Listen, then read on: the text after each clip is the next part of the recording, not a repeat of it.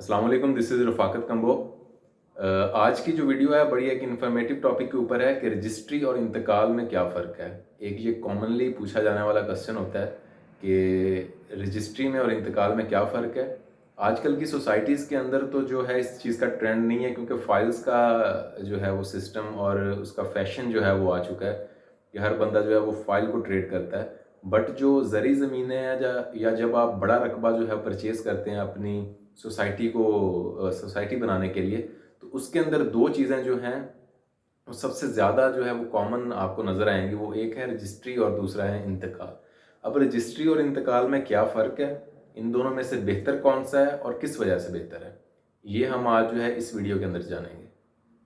ज़मीन की मलकियत के जो हैं वो डिफरेंट टाइप्स होती हैं, जिसके अंदर रजिस्ट्री आती है, इंतकाल आता है, अलॉटमेंट लेटर वगैरह आता है। तो अब हमने देखना ये है कि इनमें से ऑथेंटिक कौन-सा है और अगर ऑथेंटिक है तो वो क्यों ऑथेंटिक है। रजिस्ट्री में जो है सबसे पहले फ़र्द इशू की जाती है पटवारी से। उसके बाद वो फ़र्द का जो सारा डाटा है वो आपका स्टाम्प पेपर के ऊपर जो है वो आप पेस्ट करते हैं। वो स्टाम्प पेपर जो है वो तहसीलदार के पास आप लेके जाते हैं और बायर और सेलर जो है वो तहसीलदार के पास जाते हैं और इस तरह जो है वो सेलर से ज़मीन बायर को दे दी जाती है। इंतकाल जो है, इंतकाल बेसिकली तहसील में नहीं होता, ना तहसीलदार के पास होता है, ये बेसिकली पटवारी से होता है। लेकिन दोनों चीज़ें तकरीबन सेम सेम है, लेकिन अगर सेम है तो इसमें डिफरेंस क्या है और बेहतर कौन सा है। अब मैं आपको एक एग्जांपल देने जा रहा हूँ, दोनों के बारे में आपको मैं मेजर डिफरेंसेस बताऊंगा, जिससे आपको खुद ही अंदाज़ा हो जाएगा कि इसमें से बेहतर कौन सी है। इंतकाल के अंदर खसरा नंबर होता है और प्लाट का साइज़ होता है। मतलब रावलपिंडी के खसरा नंबर फलां के अंदर आपका प्लाट 5 मरले का है। ये चीज़ होगी आपके इंतकाल के अंदर।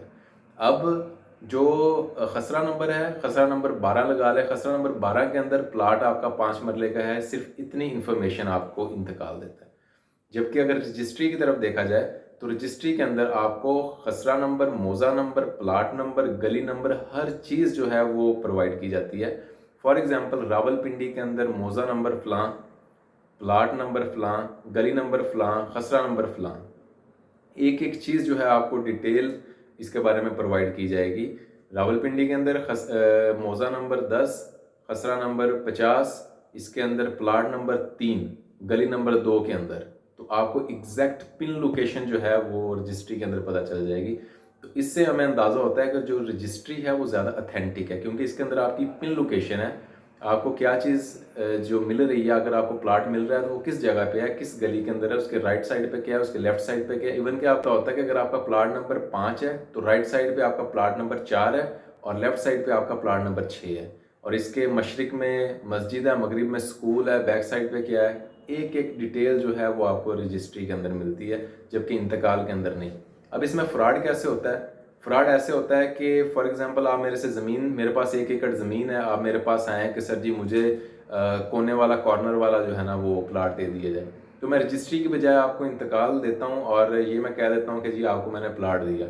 आप खुश हो गए, आपने मठियाइयाँ बाँटी, आपने जो है वो ढोल बजाए कि जी मुझे कॉर्नर वाला प्लाट मिल गया। लेकिन जब वो प्लाट देने की बारी आई, मैंने कॉर्नर की बजाय आपको जो है दरमियान में कहीं प्लाट दे दिया, क्योंकि मैंने इंतकाल करवाया था, रजिस्ट्री नहीं करवाई थी और इंतकाल के अंदर ये प्लाट का एग्जैक्ट नंबर जो है वो नहीं लिखा होता। तो फिर आपने कहा जी मेरे साथ तो फ्रॉड हो गया। तो इस तरह से जो है वो लोगों के साथ फ्रॉड होता है इंतकाल के ज़रिए। लेकिन अगर आप रजिस्ट्री करवा लेते हैं तो आप इस फ्रॉड से बच जाएंगे, क्योंकि इसमें एग्जैक्ट आपकी पिन लोकेशन आपको बताई जाएगी और उससे फिर आगे पीछे नहीं हो सकता।